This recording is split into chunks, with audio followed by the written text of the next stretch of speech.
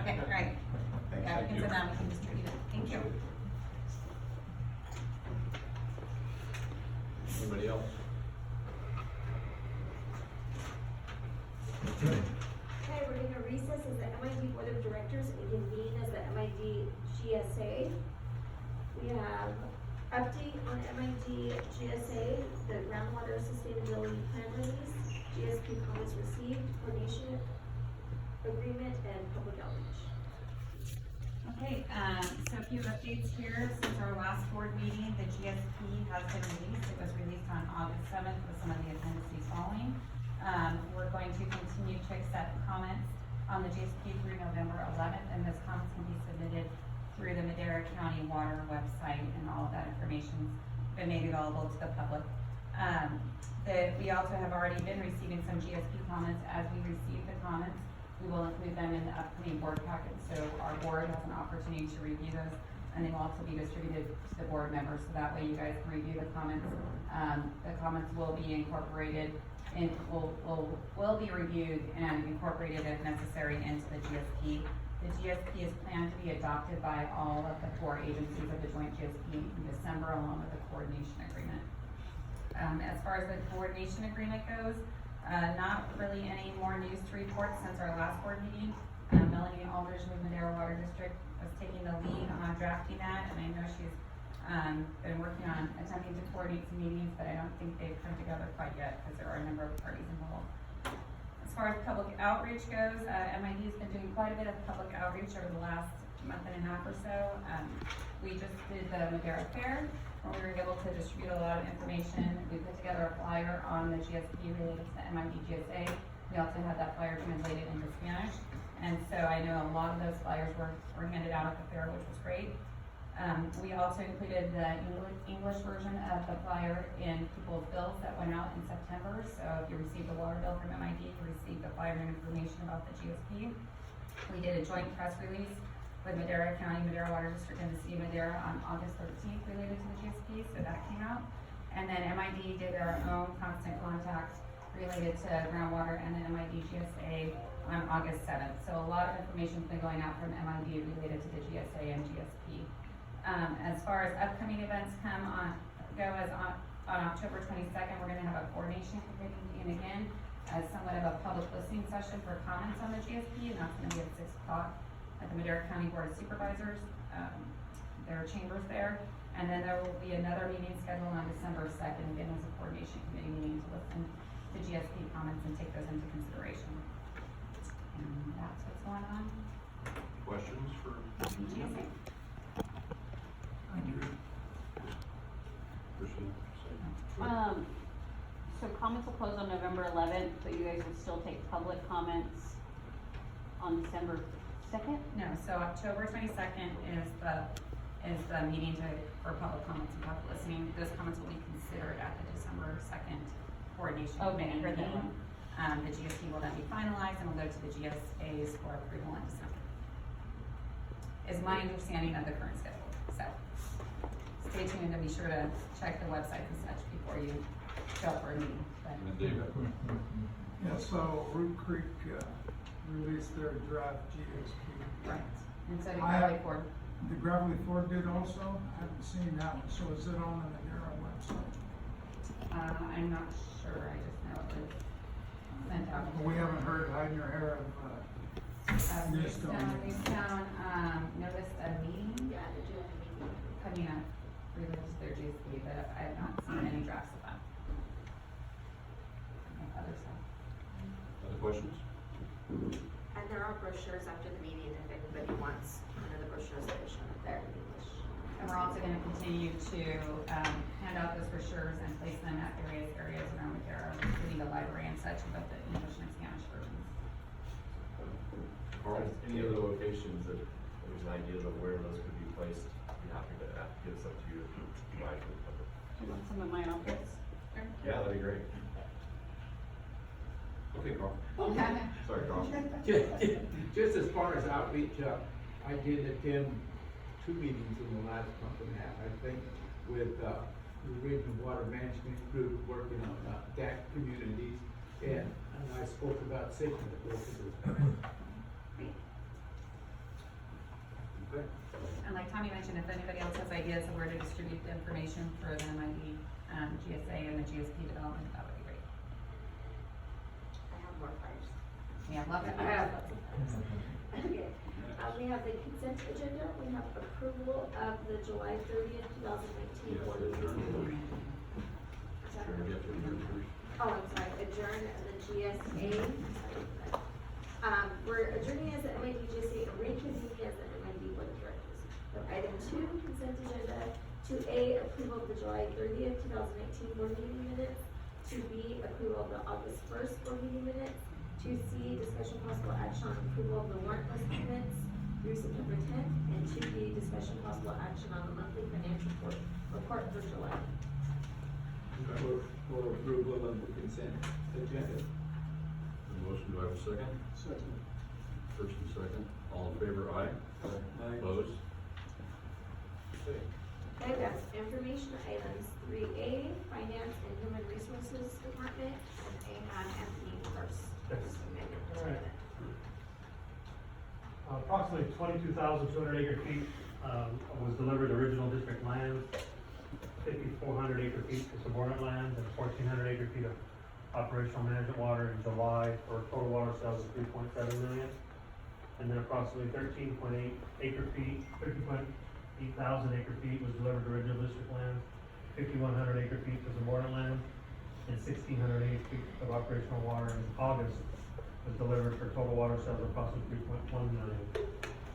And then approximately 432,000 was received in August by the district for the third and final payment from the county of Madera for our 2019 assessments.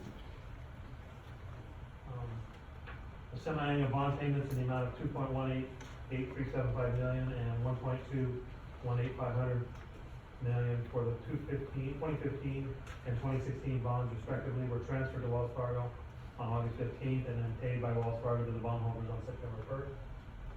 And then the annual continuing disclosure information statements for 2015 and 2016 bonds, which was prepared by Wildan Financial Services, was completed on August 28th and filed by Wildan with the electronic municipal market access, which is called EMA website, as required by the bond code.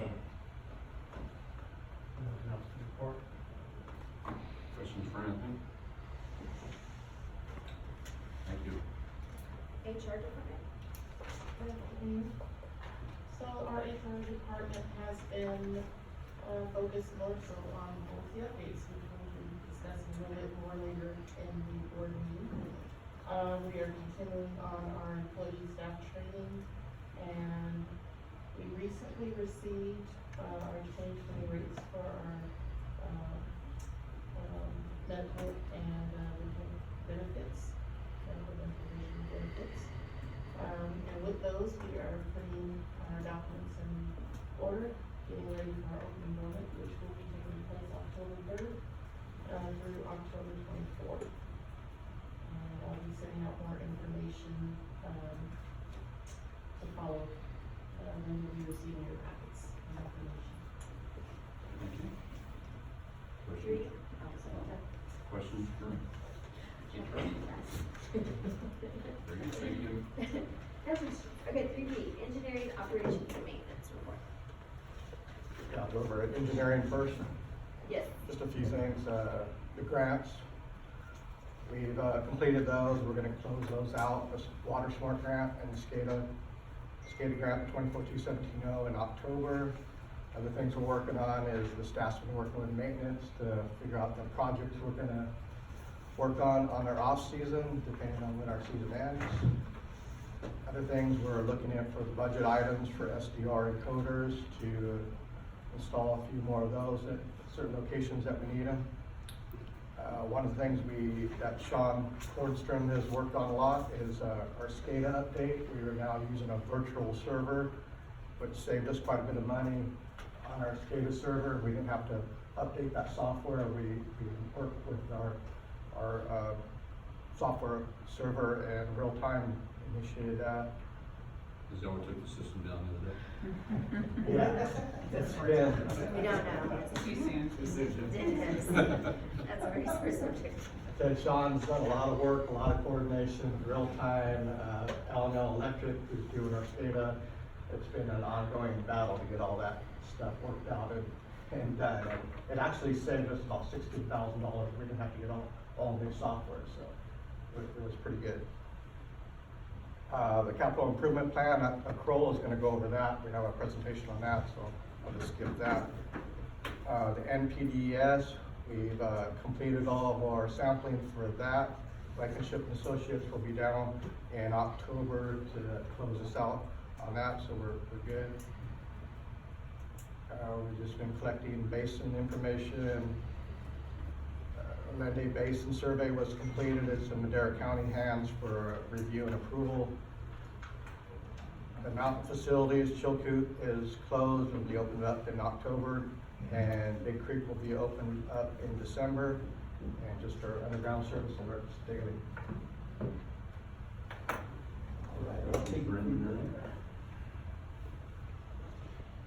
All right, flows, as far as canal flows, we've been kind of down. Harvest has brought us down quite a bit. We were averaging about 525, now we're probably down to about 299 as far as flows. But let me run through these flows. 6.2, we were at 84 when I did make this work. 95 went up a little bit there, so that's some hope there. 142 lateral, we're about 125. 32.2 intake, we're about 84 CFS. Hidden flows directly coming from Hidden into Fresno, we're about 170. We did cut that back. We were 200. We cut that back today. So flows is starting to go down there. We are running some water down the big main, and that 70 from there is coming off the big main. So hopefully our flows will be coming up soon. I hope now the harvest is pretty much. You guys are starting to get that. Yeah, so hopefully our flows will be increasing. We're looking forward to that, so we'll see what happens.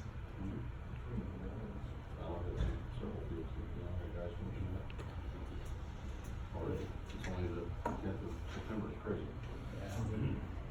So we were kind of hoping the flows would have picked up by now, but it seemed like a little slower, but, I think we'll get there. To be this, done this early with our first almonds, now you would have some grapes being done, and unfortunately, they kind of pulled the plug on them, so. Yeah. That's been kind of stalling out everybody. See what happens, so I think. What's our storage in Hidden now? Hidden, where were we at? Tommy's got that information. Yeah, we're about 37,000, so about 32,000 in total. If you get it down to 25,000, that gives us, which would be the max that we can get done in November, that's about 7,000 usable acre feet if we keep that max in there. We'll go through those in a little bit, right? Okay. Maintenance crews on some of the photos here, maintenance crew's been working on making some new prefab boxes, so we got some of those made.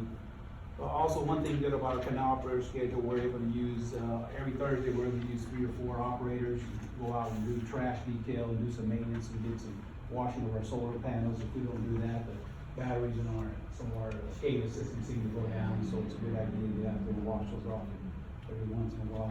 One of the big projects that we tackled over the last couple of months was the China Garden, the city park, our canal system down through the park. It's called China Town and Country cleanup we did there. So we were working on that for a couple of weeks. The canal system through there was really silted up, so we went in there and we took our excavator in there and we did quite a lot of cleaning, because we probably had 2 or 3 feet of silt in different areas. There was another location there where the city went in and put in their own crossing, just to put some kind of a walk crossing through the park there. What happened, that was put up really high.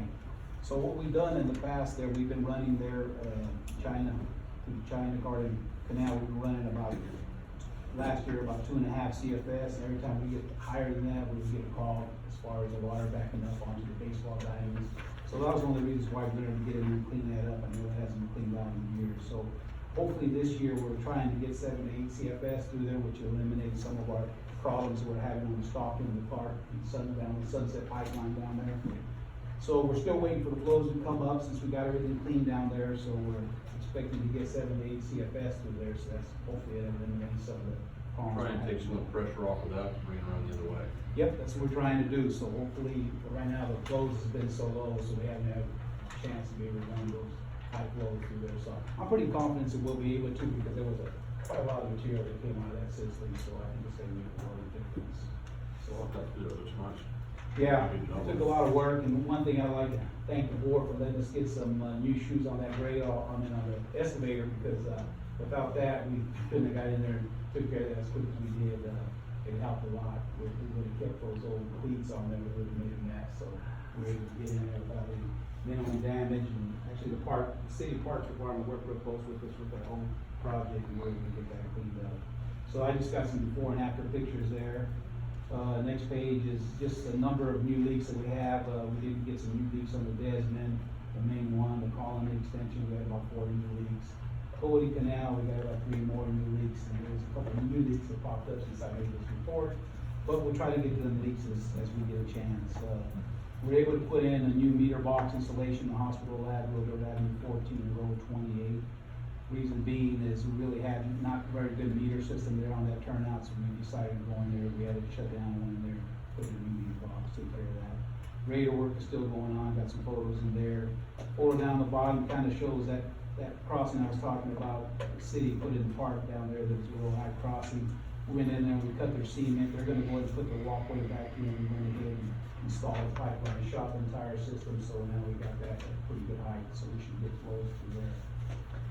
One other project that Shaw's been working on really hard is we're trying to get some of these, couple of older spray trucks that we have, prefabbing some new booms for these trucks. So right now, we got some older booms over fitting on these spray trucks, and we're trying to update some of these booms. I think it's gonna help our guys, do a lot better job and be a little more consistent and do a lot more done. So far, we put a prefab boom that we fabricated up in our shop. We got it on one of the older trucks now. We got it running for about a week now, so it's also looking pretty good with that new boom. And also the operators that operate the truck are really happy with the new booms that we designed for the truck so far, so. Other than that, that's pretty much it. Do you have any questions? Anthony, and I just thought about, you talked about the leak. I had one gentleman, and I don't even now know who it was. He felt after that earthquake here a month or so ago, that on his concrete pipeline, that he had some leaks show up after that he didn't have before. Have you noticed anything that you thought maybe was connected to that? Well, right after we did have that, we felt like there was a system and we did have a couple of leaks that sprung up, but we're not really sure, it's hard to say. But, leaks, we're constantly getting them anyway, but we did feel like we had a couple that showed up in a couple of places. It's hard to say. That was what this power gentleman of felt us. that happened on his concrete line. Can we get emergency FEMA money for that? The paperwork would cost you more than the money. Yeah, I think we pretty much have quite a few that we gotta do, we don't need any more of that, but, a lot of them are coming on their own, but yeah, we did kinda feel like there was a couple that may have came after that, earthquake we had. Very good. Any other questions for Charles? Thank you. Item 4, general manager's report, update of activities, November, December, January board meetings, aqua fall conference, and water supply. Yeah, just a couple quick updates for you, and Andrea, please help keep you straight on this. We do have a lot of shuffling related to our board meetings to meet other obligations and scheduling. So I'll do my best to hit where we are, obviously today, and then October, we're looking at the 15th, which will be a regular scheduled board meeting. November, we're looking at canceling. We are looking at a December 12th budget meeting, so we'll be reviewing our budget at that meeting, it will take some time. The 17th, which will be a very special board meeting after my birthday. We will still hold board meeting, don't worry. Regular scheduled board meeting, we will still call it special, yeah. And then January 16th, it will be a rescheduled board meeting, the 16th, so that'll be a little different date than the standard. So keep close tabs on those dates, and hopefully I got those right. There, correct, and I sent out invites and an email. And January will also be special. They're all It'll be, Yes, so it'll be a reschedule, right? rescheduled Reschedule. session, yeah.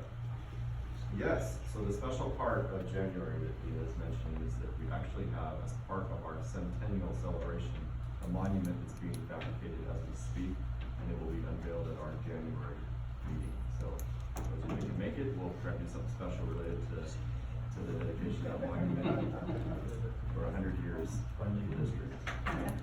We are also working on our history book, and we're also doing a calendar for the year, so those will be coming out. We're looking at May 15th, 2020 for our celebration. We'll be doing a dinner meeting related to that, so that should be a nice event to celebrate 100 years of with MID, so look forward to that.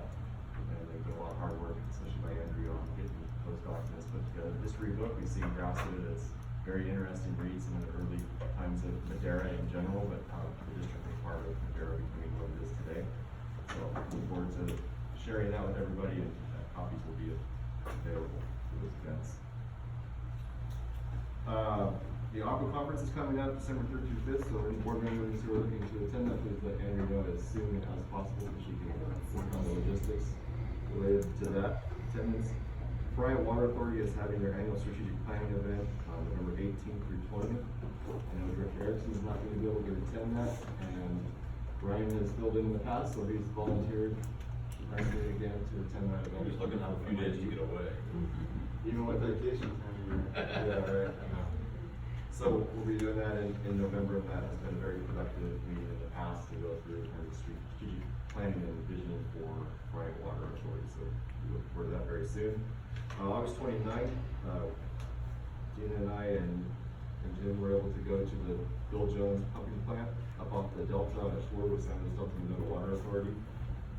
Anybody else gets a chance to go see that facility, it's pretty amazing, the size of it and how it operates. We also visited the Delta Minota Canal and the California Africa Intertie Project.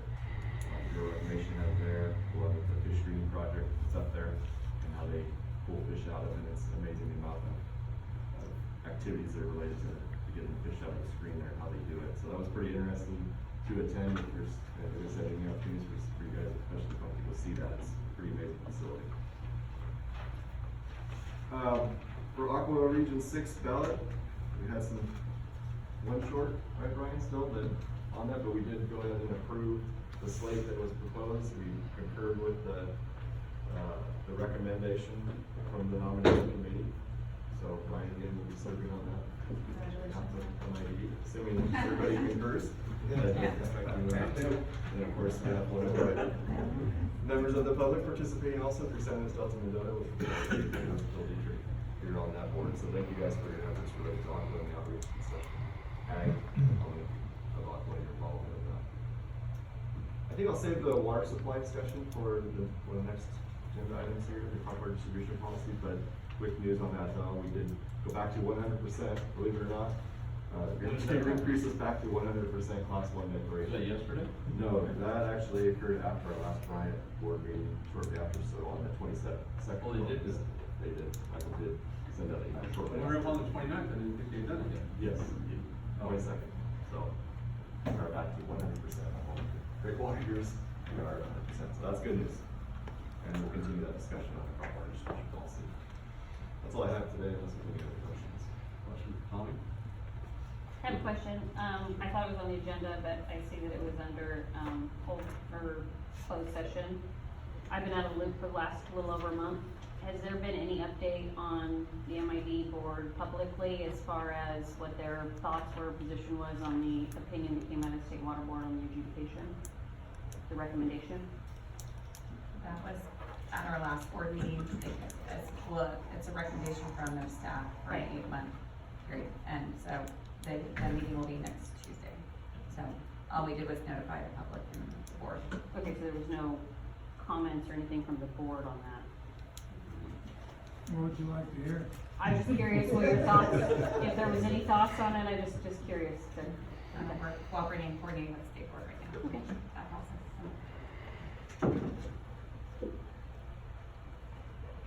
Okay, anything else? Okay. Old business, 5A, discussion possible action on a pipeline easement agreement between Madera Irrigation District and Madera Water District, resolution number 2019-36. That item will be tabled to our next board meeting. We need a motion to show that. I move the table for the next regular meeting. Second. First and second, all in favor, aye? Aye. Opposed? Ally Hunt. No, opposed, oh, sorry, aye. Carl abstained.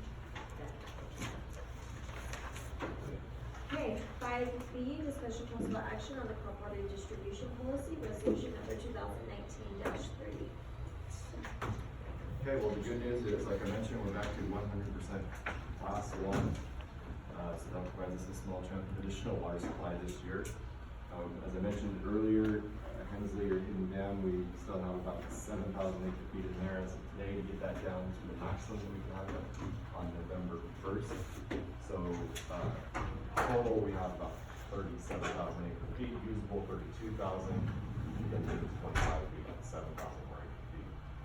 So we're looking at those numbers as we speak. Charles mentioned we did a cut this morning on Fresno River, as demands have dropped due to harvest. We've also had significant cuts on the Madera Canal over the last 2 to 3 weeks because of the harvest process and a lot of ponds going offline.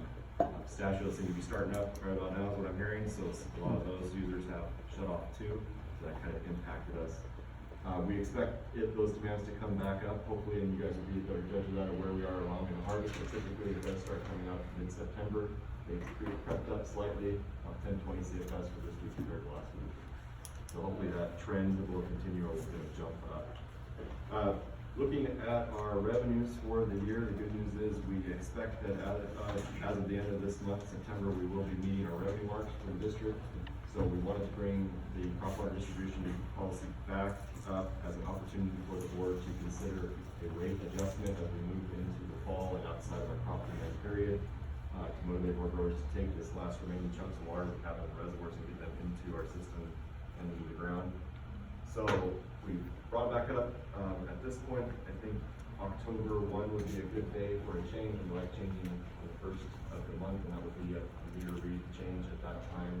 As far as the recommended price, like I said, we're expected to be our revenue goals for water sales this year.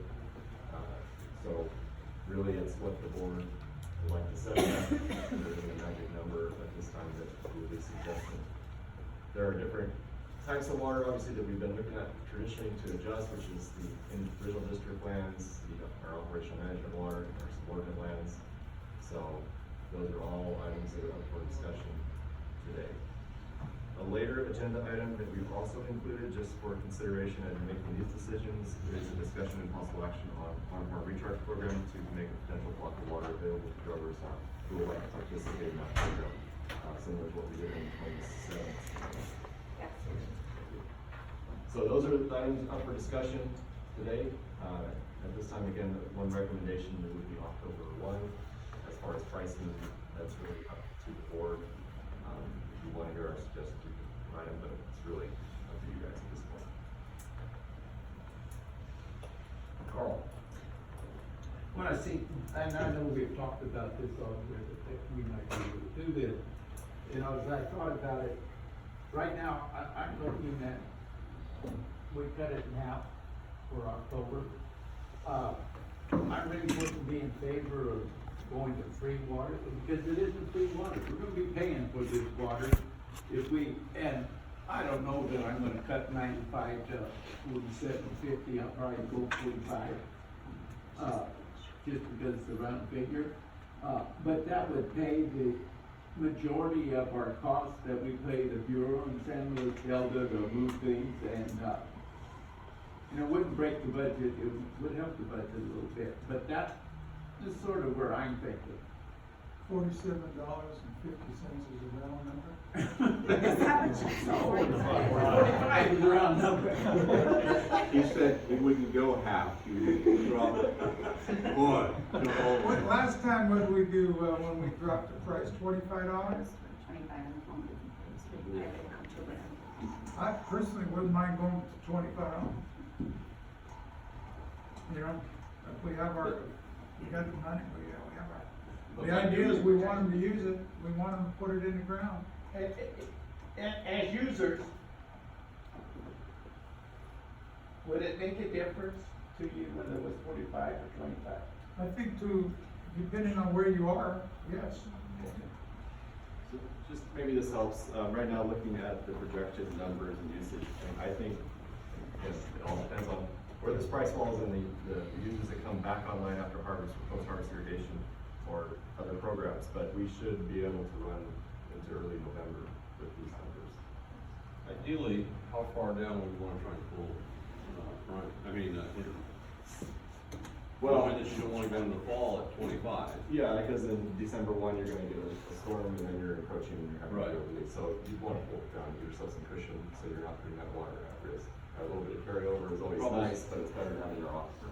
So It's our, all crystal ball because, you know. it depends on the weather. If we get a wet fall, it's not gonna make sense to be consistent charge. We're gonna wanna get some maintenance done. So we'll be watching that and we'll see how it plays. We can't predict how the demands are gonna come back up after fires. We hope they do. That would be fantastic. Would you feel bad that we maybe ended up running out of Hidden 2 weeks longer than The other side, I would be, The because I other- mean, that's the other side. to get a little bit more water out of Ansley? I don't expect that to happen because we have a large quantity of water still in front. Okay. Yeah, I think we But wanna. you didn't answer my question whether you would feel bad or not. I'm not gonna feel bad. Our job is to get as many acre feet in the aquifer as possible, so every acre foot we can. What do you guys recommend? What do you- Yeah, I So mean, I I think think we the wanna solid is- entice landowners to take the water in this fall, we have it available. And if we get it moved, that gives Charles more time to get in there and do maintenance activities in the fall and such. So I mean, I think, you know, We- setting the price where you guys feel comfortable, but that will entice landowners to take it, it would be good for the district. And just keep in mind, every dollar that comes in stays in the district, where those dollars are used for other obligations of the district, to pay for projects and such, or reduce rates in the future. It's all the same balance, but a solid number that we've been kicking around a little bit is $25 an acre foot, $50, 2 times that for subordinates, and then our operational management water, still water is $75, and that's what we had that for this year. And that's very similar to what we did in 2017. We were able to move quite a bit. Men in the front row with the hat would like to pay more for special water now. But we can make him a deal. Just for you. I say let's, I mean, that's, we've done it before, let's move the water and get it in the ground, Which Carl, are I- the water this year versus last. Or 17. I think we got more now, so right now, we have about 40,000 acre feet in Bryant to move still. We were doing about 20,000 a month out of Bryant. In September, we were projecting that, we're not, it's gonna be difficult to hit that unless we jump back up again. It really slowed down in these last 3 or 4 weeks. Yeah. So it really, that's why I think a lower price would be helpful to get some growers back online, maybe get some growers that haven't taken it, to start using water, and, you know, we're gonna continue to do outreach. We've got our operators, we're working with the growers to try to find those who haven't been utilizing it and help them figure out how to use it. So this could entice some new users to come online also. especially the guys on the south side, you know. I was gonna say 25 is like you can get everybody involved at that point. There's still growers out there. So would you agree to around figure of 30? You're usually our lower guy. Yeah, I don't know what $20 is a round number. You know, we put there at 25, we could at least get everybody, like, everybody's gonna wanna start up, you know, at the end of harvest, everybody's gonna wanna get going. And I think putting it somewhere there gives us a good gauge to figure out what we're gonna do. Seeing by Yeah. doing it right now, I mean, it's. We don't wanna wait till the end, all the weather changes. You know, you're gonna get a bunch of guys that will be able to get their act together to take it. We want it, right? We want You to may get have it someone done. holding off the end of the month until it starts up. I know there is a downside of reducing the Well- cost, you get people that wait, but hopefully that doesn't happen. That's the good That news. offsets it. But we'll get the offset with increasing it. A lot of guys do after harvest stuff right before they really start soaking it anyway, Yeah. and so. So did you say 25 and 50? I thought Carl wanted to round it to 20. I like that. There's 25 and 50. It's either 25 or 50 or 30 and 60, so. I like the In the 20. total scheme of things, it isn't gonna make much difference. It's not, we've got our numbers covered. Right. We've done 25 before. So I'd say we be consistent and do it again. There's something about, it's like selling refrigerators, 25 sounds better than 30. So make the motion. I'll move that we drop the price 1st of October to $25. For original district. And then, And then the rest, yeah. and then operational Hello. management, 75. 75. Is that where we were? We're at 95. That was a recommendation. Was 75? That's consistent with. And that, is that gonna be beginning October first also? They're all beginning. Okay, then I'm gonna have to adjust that meeting. Okay, I guess. 795, I don't know about that. No, I have to adjust it on my, The I got right my- 780. Yeah, I'm gonna have to do it, Here, go to, where it says show markup. oh, yeah, no, Just I'm make that good, I final. got it, cause I'm gonna have to. Where's Philip go to order water on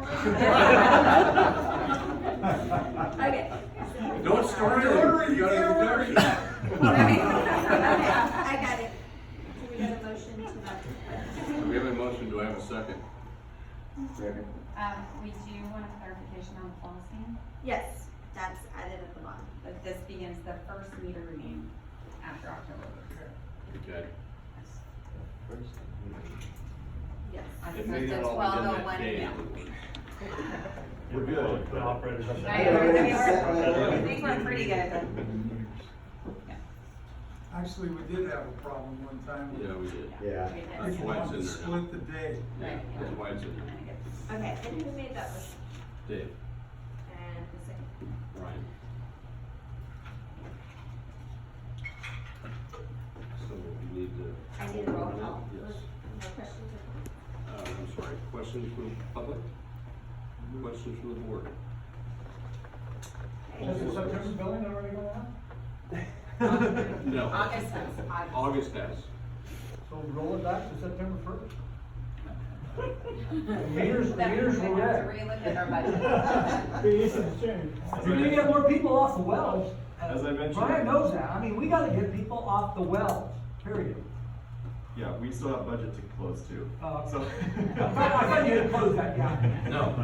He said October first. We agree with it though, Bill.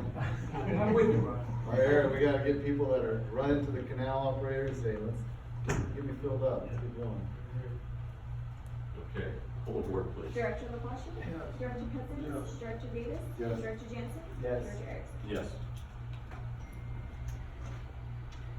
Okay, we're gonna skip 6A, the term item, go to 6B, discussion possible action on the SoCal letter agreement extension with Pacific Gas and Electric, resolution number 2019-39. So this item should look familiar to all of you guys who've been doing it for quite some time. This is an agreement with Pacific Gas and Electric to, which if we allow our water, SoCal water, will continue down through Willow Creek, and there's a, Fast Lake facilities, or, they have an agreement to compensate us for the additional power generation that occurs because of those, moving that water through that route. Original agreement was entered in 1977, predates me. Period. Depends what month. That doesn't look right. It was, through 1981, is extended to 1995, we've been doing annual agreements since, so this agreement is extended from October 1, 2019 to September 30th, 2020. They're not even talking the multi-year one right at this point. Well, I think they've got other things on the plate right now. I kinda thought that. We did enter those discussions. Who knows, they may not We had even that be discussion. around another year. Yeah. We did start those discussions with them, gosh, it's been a couple years Yes, now. yeah, it's been a while. We weren't successful in getting there, and of course, right now, obviously, we're trying to just, deal with it around. I move to approve resolution 2019-39. Second. First and second, questions from the public? Questions from the board? Pull the board, please. Director LaPasha? Yes. Director Cousins? Yes. Director Davis? Yes. Director Jansen? Yes. Director Erickson? Yes. 6C, discussion possible action on the termination of easement, APN 006-380-027 and 006-380-028, resolution number 2019-41. We'll do 60 and 60 together. So EP investors approached the district, they are looking at developing a parcel, and our parcel had, 2 remnant easements from MID on it, that were identified in the preliminary title report. Those easements, as far as the district can tell, were never really utilized by the district and such, but it was an asset held by the district, and so to move through the process, direction was given to go ahead with the termination of easement, and BP investors will be compensating the district for each of the investments along with staff time and legal time associated with the termination of easement.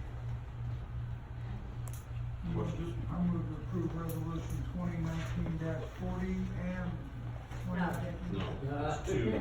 This one. I tried. Yeah, they're trying, yeah. Good try. That'd be way too efficient. So first, do I have a second? 2019-40. And a first and a second? No. Questions from the public? Questions from the board? Hold the board, please. Director LaPasha? Yes. Director Cousins? Yes. Director Davis? Yes. Director Jansen? Yes. Director Erickson? Yes. 5-0. Now I can take this. I'm not making it now. Vote for resolution Thank you. 1941. Yes, I second. thank you. We have a first and a second. Any questions from the public? Questions from the board? Hold the board, please. Director LaPasha? Yes. Director Cousins? Director Davis? Yes. Director Jansen? Yes. Director Erickson? Yes. 6E, discussion possible action on recommendations from the Personnel Committee on District Policies, Resolution number 2019-42, and in Section 401, medical insurance, Section 507, smoke-free workplace. I have a comment before you start. Didn't you just get done with policies? It's been so long, Joe, I thought you all were learning more, At least you don't have booklets of them. right?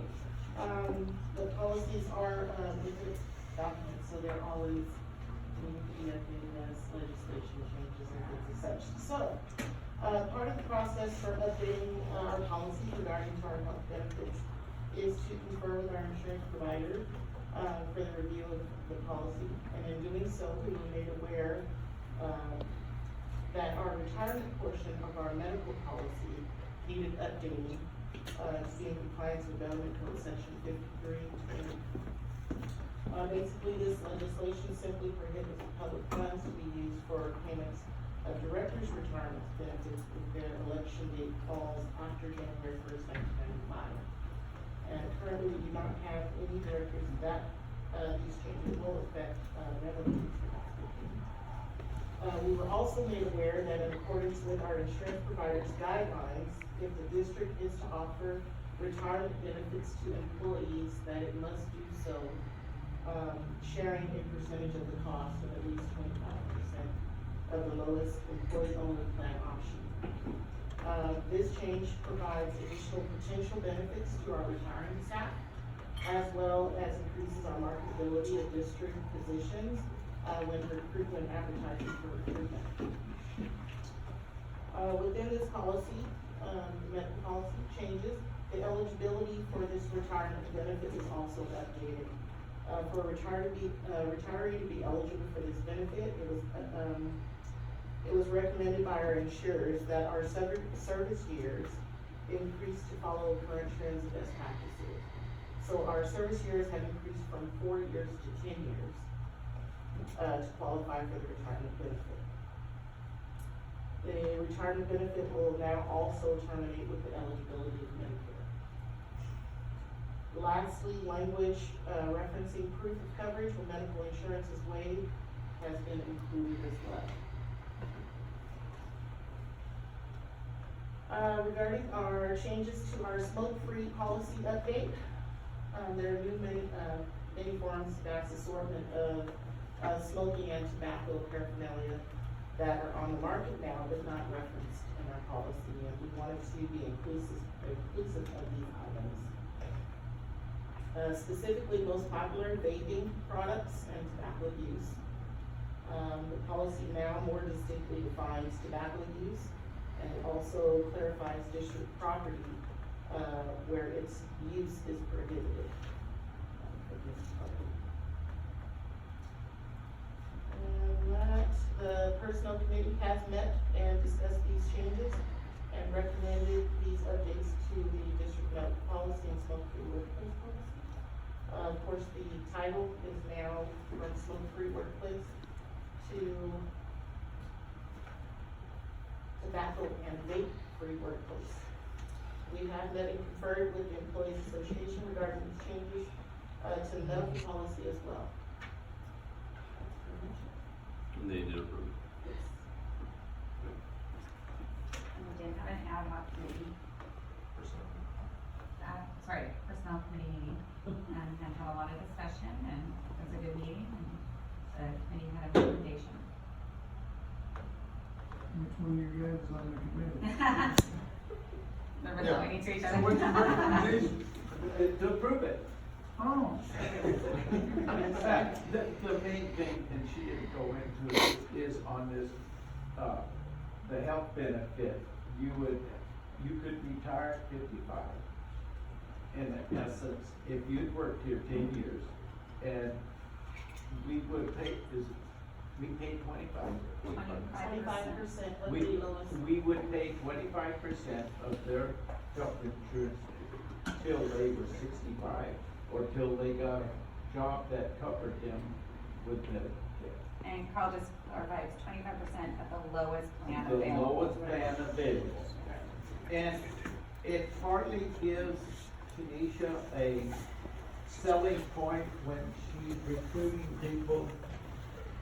It's an extra benefit that probably won't be used very often, but it's an extra benefit that she can point to. Very good, so I'm looking for And the tobacco one is pretty self-explanatory.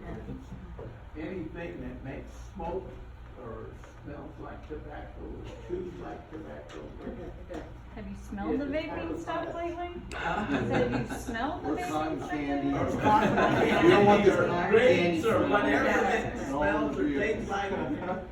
You're not to do it in our vehicles, on our property. And we do have a policy that if someone that wants to quit smoking, that we will help them try to do that. Did you have a hard time quitting the vaping in the car? He just do it on MID property now. Yeah. And so I move for resolution 2019-42. I'll second. And it is smokeless tobacco too. Yeah. Okay, so we have a motion on the floor. Questions from the public? Questions from the board? Call the board, please. Director LaPasha? Yes. Director Kessler? Yes. Director Davis? Yes. Director Johnson? Yes. Director Grant? Yes. Okay. We are gonna go back up to 6A. We have presentation on the capital improvement plan by Corolla. Good afternoon. We're getting nervous. To the minute. They were painting the street, they're painting the road on Avenue 9. They're always doing something. They're always doing something. Yeah, I thought I had a microphone. I know. The room's not that big. All right, hey, go ahead, okay. Thank you, good afternoon. My name is Paul Amico, I work with Corolla Engineers. Today we're here to talk about the capital improvement plan that we just completed and turned the report in on. So it's a short presentation. What it will cover really is just more generally how we developed the projects, the approach we used to develop the projects that are included in the CIP. Questions on individual projects and how they were ranked and sorted, we can talk to from the model that we ran, but then if there's any questions about individual pipes, I think that Charles or some of the other, Darren would be more appropriate to answer that question, but we'll see what questions you all have. Yeah, and really quick, if the board recalls, we had an earlier version of this presentation as they were developing the capital improvement plan, a few months back. So this is now the final version Correct. of the plan and the presentation. So yeah, today, so we're gonna just go over what we covered, I think it was back in February when we were here and discussed this, the risk model that we used to identify the pipelines that were included in the CIP. Before we get in, I won't spend too much time on that, because we already did talk about that. I really wanted to get more into the projects and, how we develop the projects and then the schedule for, the improvements. So the approach that we used was a risk-based approach, and basically what it says is that we wanted to look at the likelihood that a pipeline would fail, and you multiply that by its consequence of that failure, and you come up with risk. So higher risk pipelines would be prioritized for improvement before lower risk pipelines. We looked at physical condition, operational conditions for the likelihood of failure, or the physical condition, and then what its age and so on, and then the consequence would be how catastrophic would a failure be if a pipeline failed from a variety of factors.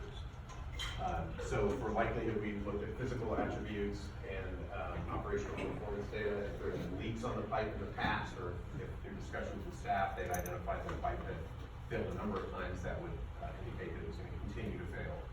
And so we use data from the geographic information system to put into the model for likelihood and also consequence. Categorize things according to whether they were pipelines, whether they were mains, trunks, or laterals, what their design capacities were, whether they went under roadways or major roadways, whether they went in the city of Madera or outside, and so on, to come up with our risk matrix. So, for instance, if a pipeline had a likelihood of leak 4, so more likely than not, and it was a high consequence, it would be a high risk. So that's what this is the scoring. So when you see the map, the reds and the yellows are the pipelines that we had recommended for including into the CIP.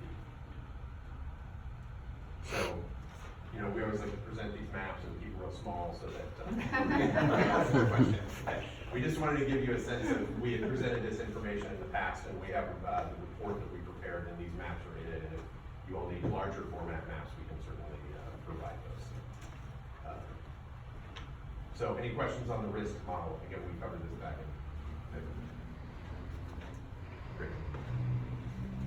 So, just at a high level, the CIP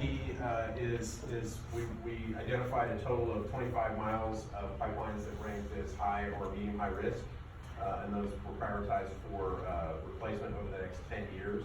There are a total of 30 pipeline replacement projects. Of those, 26 are planned to be replaced by district crews, and 4 projects using a design bid build methodology in places where it's either, say it was the city of Madera, or something that was a little more complex than the district crews wanted to take on. Those would be slated for a design bid build delivery method. And then there were 2 additional design bid build projects that staff had identified previously and were included in the CIP, the Madera Lake Inlet Diversion Dam and the Island Track Pump Station. So a number of these projects had already been identified by district staff, which was great from our standpoint. That validated the model and some of the approach that we had used, and I think from the district staff's perspective, it was good because our model validated what they already knew about the system in some cases. So, how we went about developing costs for in-house construction crews. We had to, we assumed that there was a crew that was going to be dedicated to pipeline replacement projects, that they wouldn't get pulled off to do other things, and that they could actually, when they started the project, they would go day by day and get that project done, and keep working until the project was done. We had to assume production rates for removing a pipeline, so we did use an approach where the pipeline would be removed, the spoils would be hauled off, anything that couldn't be recovered, backfill above the pipe zone would be stockpiled on site and reused, and then new pipe material and bedding material would be brought in, and then the pipeline backfilled with what was taken out of the trench above the existing pipe zone. So that resulted in a production rate that then we could say there was so many dollars per day that would be expended, and also so many feet per day that could be completed. So those were assumptions that were used to build up the cost for each one of these projects for in-house crews. And then the material costs we got from district suppliers, people you already buy pipe from, and other materials, backfill materials, any structures that would be needed, and so on, the pipelines. Did you use the building ones we've been doing as far as to come up with that? Yes. Yeah, some of the assumptions were new assumptions, but for the most part, a lot of the material costs and everything we got from staff and Pat. Yeah, Derek and Charles worked very close. Absolutely. So design bid build projects, as we said, these are projects located within the city of Madera, because those would require more permitting, more traffic control. It'd be a little more complex than just laying new pipe out along a county road, or if it was projects requiring specialty construction that we saw in the prior slide. So those are slated for design bid build. So again, we like to give a lot of detail and keep it small. So, but this just shows that the projects are, for the most part, many of the projects, as an example, I don't know if this is a pointer or not, but if you look at some of these, there might be one project in a year that was slated. We had some basic targets for annual expenditures, and that's really what set the time frame, because there's only so much that a crew can do in a year, given assumptions around weather or other factors. So those maybe represent larger projects. As an example, project lateral 6.2 as an example is one that would take all of 2026 to complete. And obviously, if production rates are higher, then those projects would just get completed faster. And again, these are just, Could you tell me what that bottom right-hand corner? Oh, yes, yes. It's 40 million. 36 million over the next 10 years. And you built an inflation rate in for each of those years as you moved out? I think those are all current day dollars, right? These are current day dollars. This is not, these costs are not inflated to account for. So we'd have to figure that there's an inflation factor. Exactly. Like I say, 40 million. It might be 45 Or more. or more. Round number. Wrong number. So basically, and this is basically replacing about 15-16% of our existing pipeline, correct? Yeah, I mean, give me 1 second and I'll answer what we'd identified for. Well, it's 25 miles and we have 150 or so. Yeah, I think that's correct. We'll just go overall. 3.6 and 15.9. Yep, so it's about high is about 3.5% of the system, and then medium high was about 15.5. So between the two, it's 19%, roughly 19%. There are a couple large capital items on there too, you'll see the big jump, those are large projects that been slated, so not all pipelines in that whole. So you Well, can, that wasn't all pipeline, that was the extra, Capital projects. the extra capital product. yeah, those were the ones that were included that Derek and Charles had already identified and costed. We simply took those and put them into the CIP and scheduled them in accordance with what the original plan was. So this shows the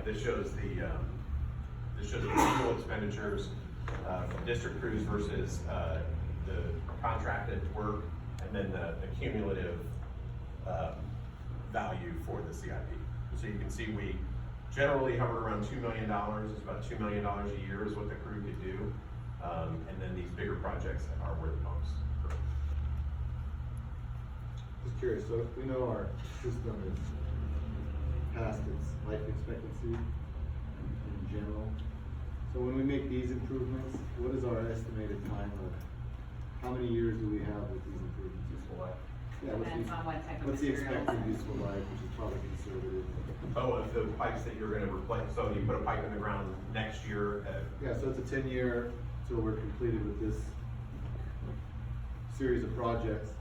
And then after that, we could expect that 15 to, or 19% of our system has another 50 to 75 years of useful life. What's the, 50. 50, I mean, we generally say 50, but the question I would have is, your system, if we, when you go back and look at the report and you say, well, how old's your system now? We always say as engineers, we're gonna say, oh, that's a 50-year life, but yet everybody gets 100 years of life out of stuff. So it gets patched up as you go along, and, Lawnmower facilities were built by Bureau of Reclamation at the same time. And So we prioritize those through this analysis and looked at them, but they're all gonna be of that system anyway, similar. the 6.2 and the 32.2 and all of those were built in the mid-50s.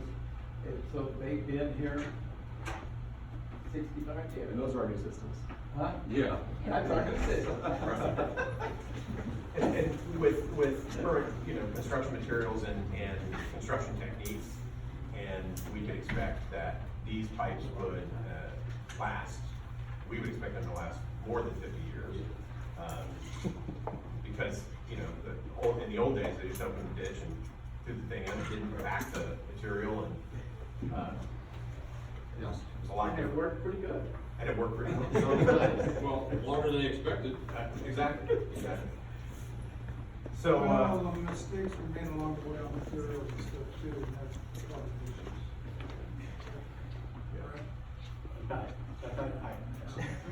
It was such a good Still deal. fine. Yeah.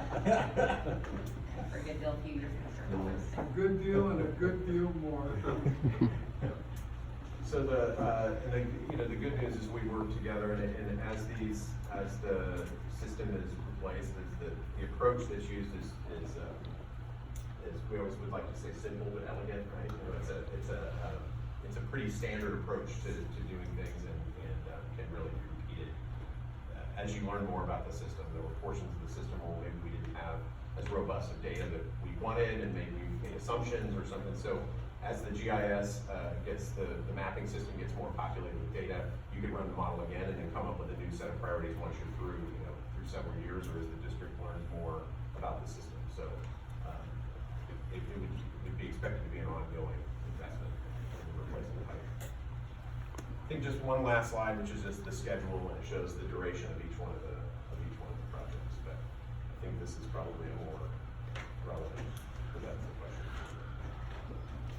And I just want to reiterate to the board that obviously, this is just a plan of how we could go forward. Obviously, there haven't been any decisions made by the board of how we will go forward. So when you look at these dates, and for the public too, it's not, this is what, the projects that will be done in those years, but we needed to make some assumptions over the lifetime of, of this plan, and start looking at costs associated with that. So you guys can make educated decisions moving forward with our budgeting process and such. Yeah, one thing that we're all well aware of, the fact that we've got to do something. We need to do something, and to what extent, and so this gives us to what extent. So what this is showing actually, as I look at it, is we need a plan that brings in of how we're gonna finance $4 million a year. Well, All right. 2 minutes. So what this does for us is it allows us to prioritize our investment in our infrastructure. It looks at the criticality of every piece of infrastructure that we have information on, and the assumptions that we have, and take that dollar we're gonna spend and put it in the most important spot first. It also gives us a ballpark budgeting number, which when we go through our budgeting process, we can start including numbers that are realistic and know what this animal that we have to tackle is going to cost us approximately. It gives us some budgeting numbers. When you looked at this before, we had no idea. We knew, you see every report, we're out there fixing pipes, we have leaky pipes everywhere, we have failing pipes everywhere. This quantifies it for us, gives us, even with the limited data we have, at least it gives us a ballpark estimate of what we should be investing annually, so that we're not just shooting in the dark, and not just being 100% responsive to leaks and breaks. We have priorities and a budget line item that we can use every year, consider. And I don't think this is any new information for the board or anything different than what, you guys have really been prioritizing and doing over the last few years. I mean, we've been putting money aside, we've invested, set some money aside for some large capital improvement projects like the Westbury pipeline and such. We've been funding Charles to go out there with his crews and do work and replacement work, but this just gives us more of a formulated plan of what we need and how we need to move forward, over the next 10, 20, 30 years. And at what savings rate we need if we want to accomplish it in this timeline. And maybe the timeline's much longer, or maybe it's shorter, but that's up for the board, start to make those decisions and look at those investments. Well, it helps to have the prioritized list too. Exactly. And we were able to do it because of the efforts of the engineering department and technicians on GIS and all the data that's together. We had nothing in there until Right. really about 2012-13, when that was all started, and it's been continued to be populated. And we're doing more and more. We're actually working on some programs that we'll be presenting to you in the near term. That's pretty exciting. We are developing a robust GIS system, which is allowing us to do a much better job at how we invest in all of this infrastructure that we're replacing. Generally, what do we usually put into a budget for Big projects like the Westbury. yearly? We just started being able to set aside big lumps of money, knowing we've got our own internal projects that we're addressing, but now we've got a roadmap to get us more projects. What do we generally, like Carl says, how do we budget? Or we already have some budget aside that we're gonna be able to reallocate and say, we've been putting this money aside, now we're just gonna put it associated with the CIP here? Or are we gonna still keep more, are we gonna run internal programs with our own staff to do other smaller projects in addition to these add-on projects of the next 10 years? In the past, it's been handled by individual capital projects. A lot of those have been, some of them grant funded, which has allowed us to do a lot of these pipeline projects, converting canals to pipelines. This replacement program was important because now we can start doing what you just said. We can create a reserve account, we can start investing, we can have dedicated staff that are funded through that program. So that's all part of the next step is how you fund it, how you work it into annual budgets, or how you create a dedicated reserve account that you're funding annually for this program. I mean, for the most part, to date, it's been year-to-year budgets, right? So we anticipate what projects are going to come up in the next year, and then the board chooses whether to fund those or not, and then if so. Goes back to what move Carl forward. was saying, we're talking about our prices, $30, get $30, Yeah. well, that doesn't go, I mean, this 10 years, it comes into question then, how much more do we have to, and where do we set it, where's the value? You have to have infrastructure to deliver water, first of all, Right. right? So if you have it, you can't deliver it. Well, Brian, up to this point, we're just, you're putting out fires. You know, where's the most urgency? And the thing is there's other ways to fund it other on the back of the price of water.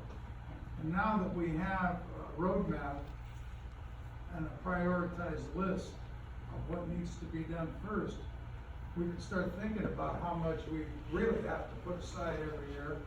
And is there a different way to fund it? Maybe on the land rather than all on the water? And we can look at our different options. And so, until you have this, we couldn't really do any of the rest other than saying, we better put some away for the next disaster. But how much was it?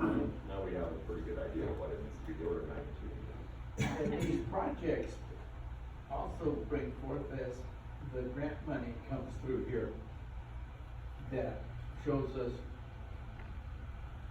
does this project fit this grant description? Exactly. Yeah. Yeah. Right. Yeah, I mean, I really look at this as a tool. This is a tool for the district to use to, start planning for the future and look at investments. Now, How we wanna invest, like. You have the print so small, you didn't include a new office building, did you? That's a really small line item. We're out of time. Yeah. We're gonna fund that another way. And I don't recall. Yeah,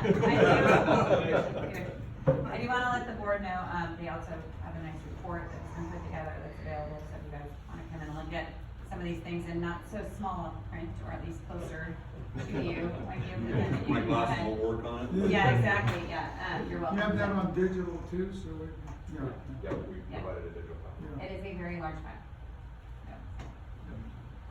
I want to thank Paul and his team and Yes, also our thank you. staff. We spent a lot of time digging through all of our GS filed records, and I think it was very helpful validating the projects that they had identified and matching up with what your model produced. So that all turned out very well. Thank you, we appreciate it. Thank you. Great, thank you very much. thank you. Any other questions for him when he's walking away? Yeah. Okay. All right. Thanks very much. Now, back to 6F, discussion possible action on the 2018 on-farm recharge program, resolution number 2018-43. Projects and programs and investments. Yeah.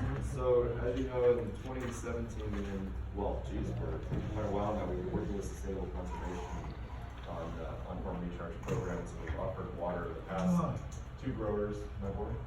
That was really loud. You know what's that? Okay, I'll pick this up. Right, yeah. No, we have been working with Sustainable Conservation with the gray water supply. We have the remaining amounts of water in the reservoir. We would like to offer that out to our growers who are willing to participate and conduct on-farm recharge activities on their ranches.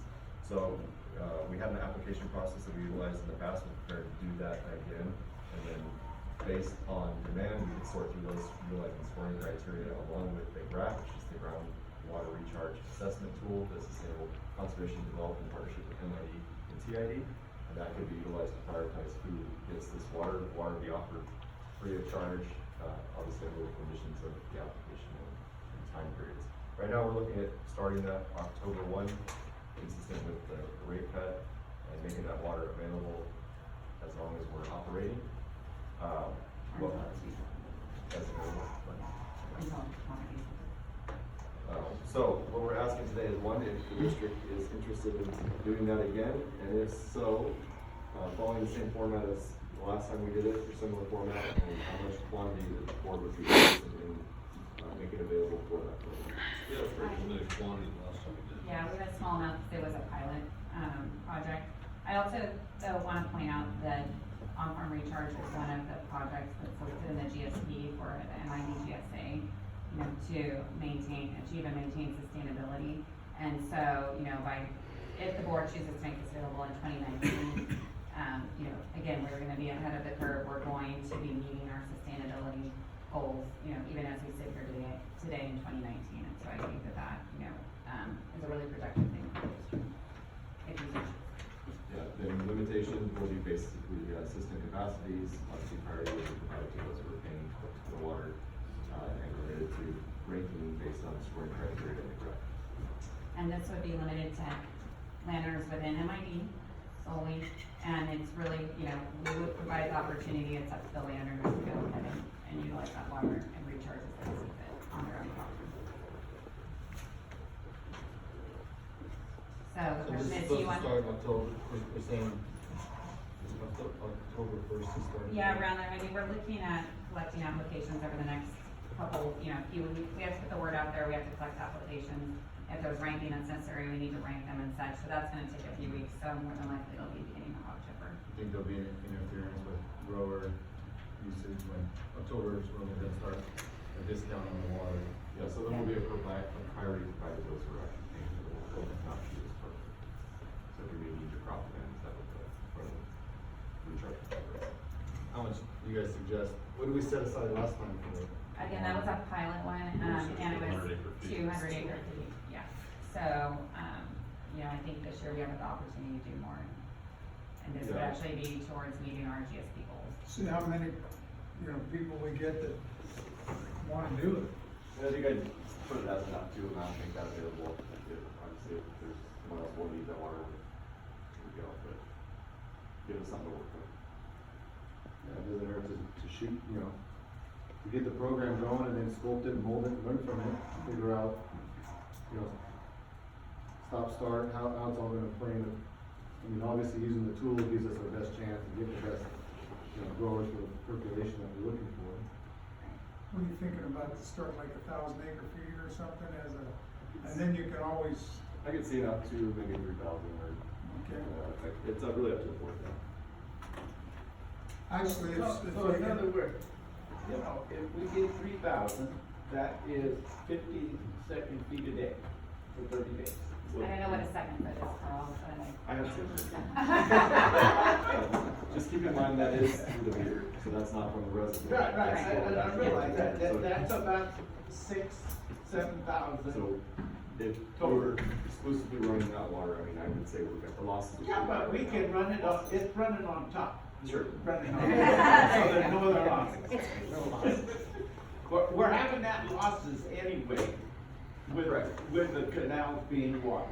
Just wanna make sure you know the number was gonna be through a meter delivered for those activities, not necessarily brought from. Because I think Two different things. you probably gonna have a hard time with get 50 second feet a day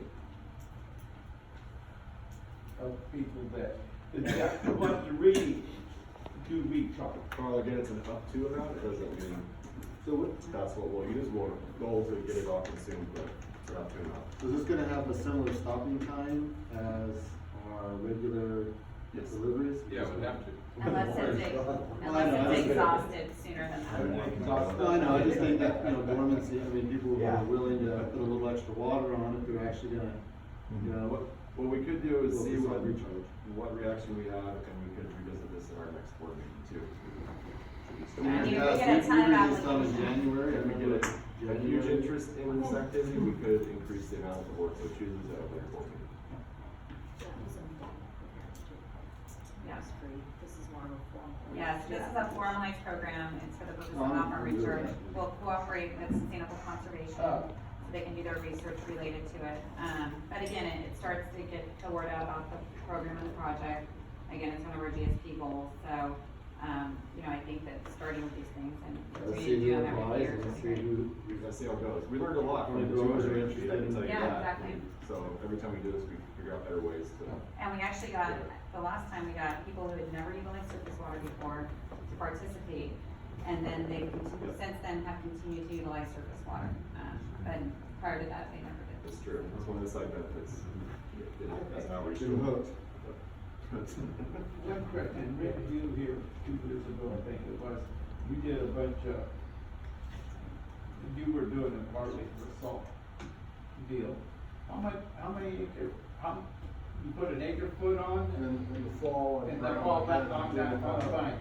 Been irrigated, flood irrigated, 30 years, put a foot on.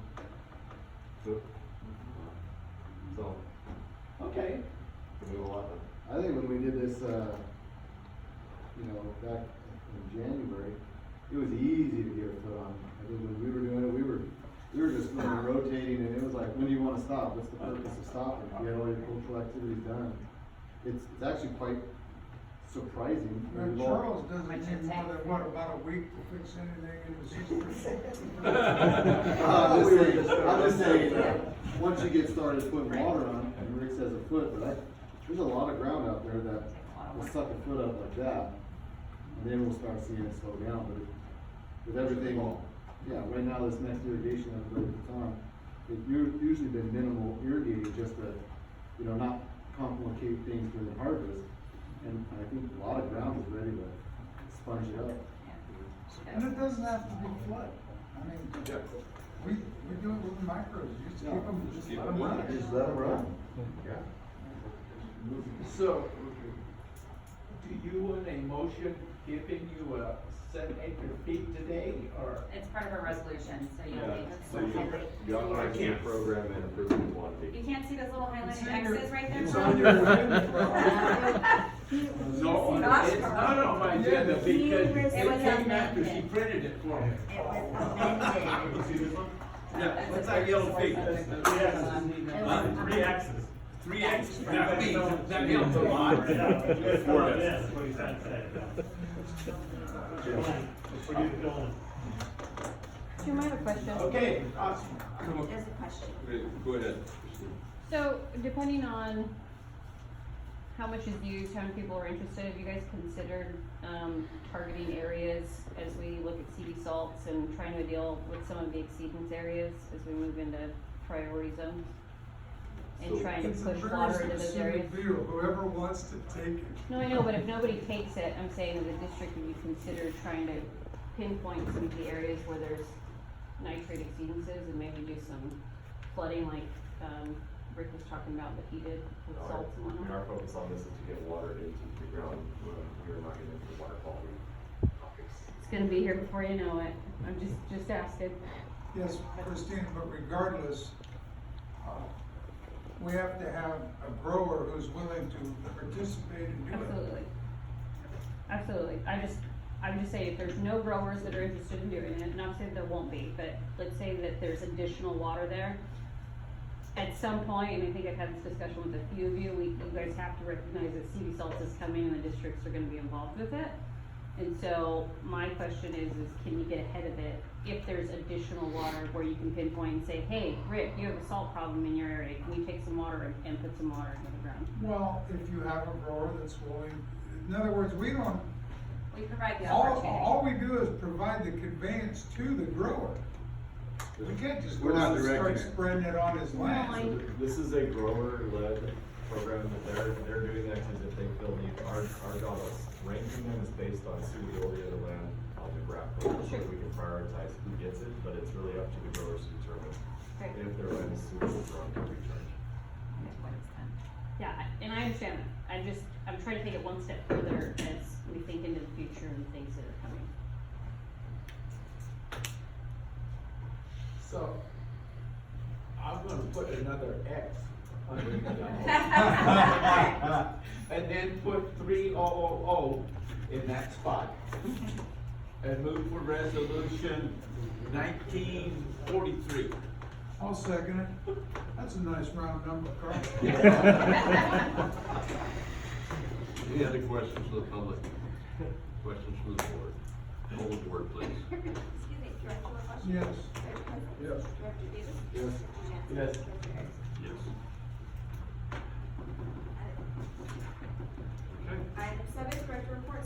reports, future agenda items. Mr. Cousins, you're up first. Rick, you're up first. I don't have anything to report, been pretty quiet. Right? Just gonna think of it right now. Yeah, I love you too. No, nothing to report. One thing we did report on, Frank Power Authority, we met, we have settled now with everyone on the construction project. The engineering firm and us settled at an amount that we authorized. The only question is how they're gonna pay, whether it's gonna be cash or whether it'll be cash and work in the future. And our manager, Eric, is working on settling that right now. We got a check in July for $181,000, in August for $231,000 for, power, is our share. So that, $231,000 probably one of the maximum amounts of power we've ever got from Brian, because everything was been good at August. And that was before the dam would start going down. And if the dam goes down, we don't make as much power because the head's going down. I made it to the fair booth when I Carl was actually there early. Not saying names or anything. No, I'm not saying that, you know. I think he worked the Madera Tribune booth also for a while. Yeah, I seen that. I sat down there and talked with him before my time was to go to work over in the other booth. It's like, you're in the wrong booth, Carl. And so that was the main thing. Okay. Mr. McWashington. Just wanted to point out, We love it It is. just wanted to point out that, you know, our plan, now that we've quantified what repairs that we can see in the immediate 10-year future, equates to $40 an acre right off the top of our farmland, give or take a few pennies on our ag land that's being irrigated in the MID. So the burden, there's gonna be a $40, if we fix all this stuff, there'll be a $40 an acre burden just for repairs of the system to bring water in here. Just thought I'd point that out. And I think that's a good point, is that's $40 just to maintain what we. Just to currently maintain have, what we have. Not to enhance or expand. Yep. Aren't you the Well, the point is, Can I pay with grapes? sure. So,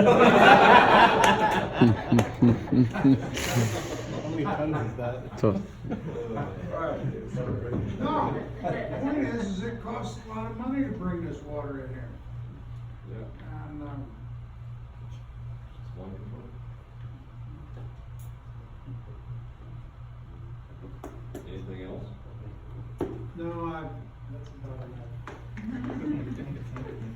Yeah, but to finish that, if everyone is using an acre foot,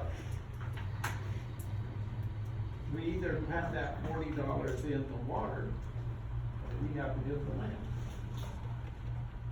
The thing is, Carl, as we've talked, is we want to price the water as reasonably as we can to get us to use as much as we can.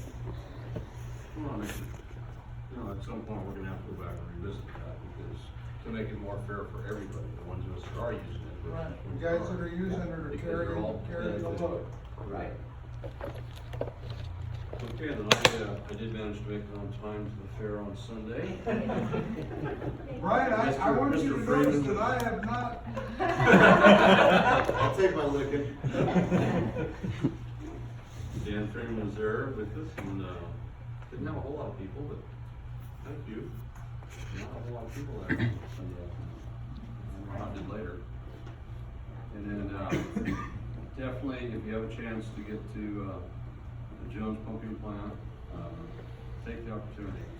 It's really eye-opening to see where our water can move through and how it operates, and see where our money's going for to keep us going on the right side.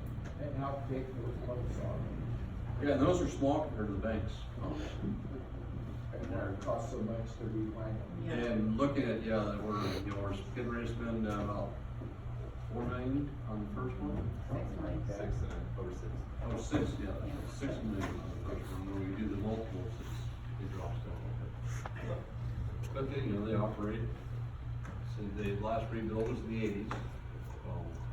And the one that they have redone is much more efficient, well, I don't know about much more efficient, but it is more efficient and cooler rain, so there are some benefits, but yeah, it's, quite the operation, and they're gonna be ongoing now for the next 5 years, we're building one at a time.